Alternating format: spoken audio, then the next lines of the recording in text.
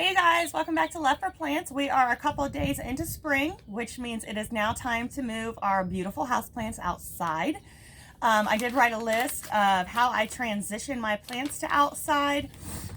So let's go over that. I look at weather first. It doesn't always have to be the beginning of spring. It's whatever the weather is. I bring mine out when it's 50 degrees or higher, and I set them out in shade only. We want to slowly transition them. If they are plants that like sun, we slowly transition them to sun or you will burn them. They're not used to this. So you bring them out, you put them in shade only. I have started to bring out a few of my house plants, not all of them at this time. I do have some in the garage where I can open the door. I know a lot of those are going to sit on the front of this house because they did last year and did so great. And they're huge and I don't want to move them in and out all the time. So those are actually in the garage right now. However, so first thing is 50 degrees or higher, I start bringing them out.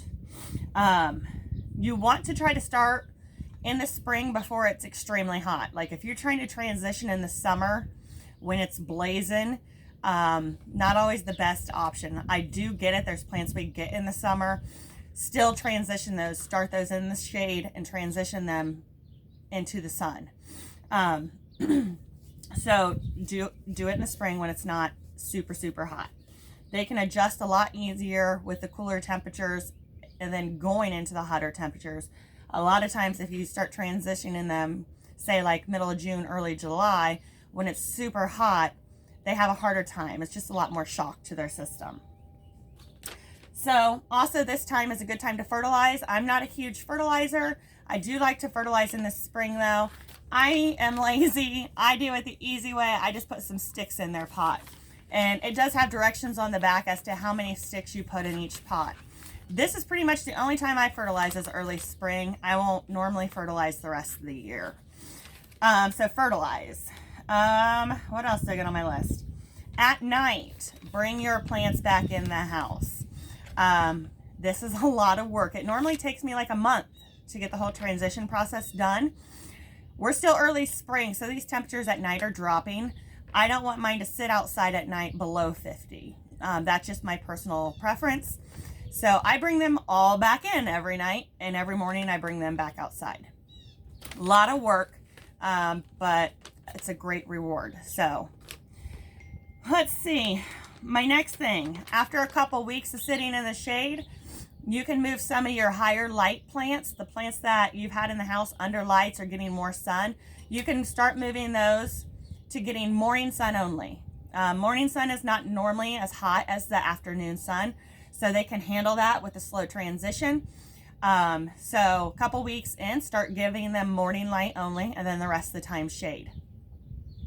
After a couple weeks of that, if you have a plant that can tolerate full sun, then you slowly move it into full sun. Hopefully you can have all of that done by middle of May, late May, before the temperatures get really hot. Once you finally are done with the transition process, you still want to check your plants and make sure they are not getting burnt. There are some, like my front of the house is shade, but the one side of the porch gets a little morning sun. I have to check that and make sure, my plants are in the right spot. Let's see. Do I have anything else on here?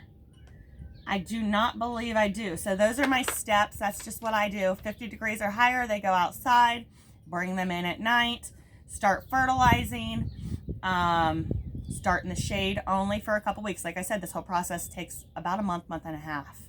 I don't rush it.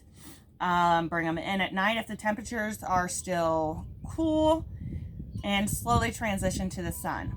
Now, I am a bottom waterer in the winter. You guys, I've told you that many times. I water from the bottom. They don't get soaked in my house. This is the time where I'm going to start soaking them from the top. This is going to help get rid of all that salt buildup that they had in the house. So when I bring them out, the first thing I do is I bring them out and they get drenched. Now, your watering schedule that you had in the house, if you guys had watering schedules, you're not going to pay attention to that schedule. You're going to start paying attention to the temperatures outside. So I gave all these a really good water because it's overcast and we're not extremely hot yet. That water will last them a while. Now come June, July, August, when it is super hot, on the weekends when I'm home and have time, I will water in the morning and I'll water again at night. I try to water every night regardless. These pots are going to dry out fast. So your water schedule is going to be completely different than it was in the house. So keep that in mind. Other than that, now is the time to watch these things take off and get huge.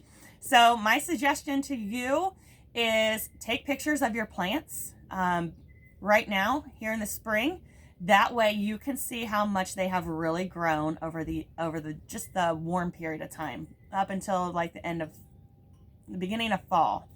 And you will be amazed. So I hope that helps you guys. If you have any questions, don't hesitate to put a comment in the box and I will reply to that. Other than that, I hope you guys are as excited as I am. Spring is here and it is just a wonderful time of year. So thank you guys for watching and I will see you soon.